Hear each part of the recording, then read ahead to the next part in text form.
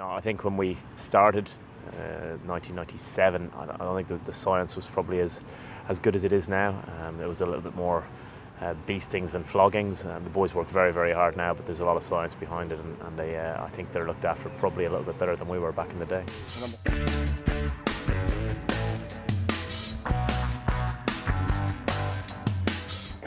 22nd pre-season for you, Jordan, as a player and a coach. When you look back on it, how much has it changed over the years?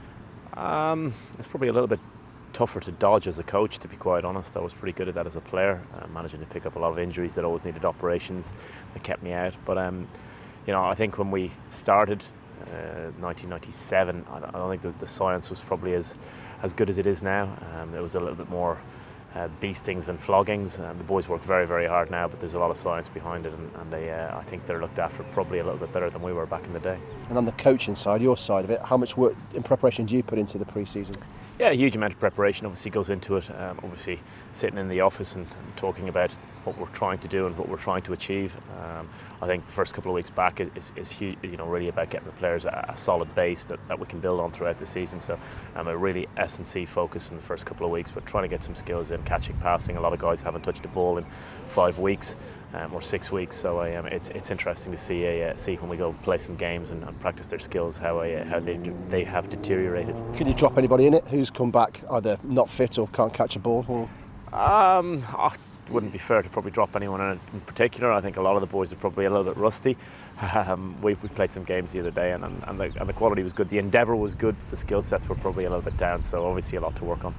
After the disappointment of last year, I guess that is a driving, motivating factor through this pre-season, is it? Yeah, I think so. I think obviously last season was probably one of my most disappointing.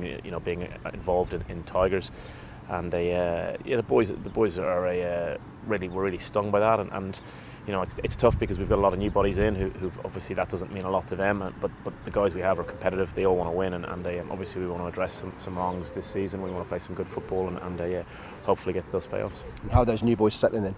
Seem to be going really well. Again, a few days in, but they're a good bunch, all getting on well, all sort of good conversationalists, and they have been chatting, so it's great.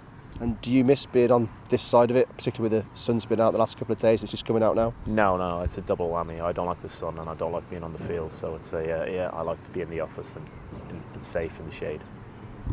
For all the latest videos and news, make sure you're watching LTTV throughout the season.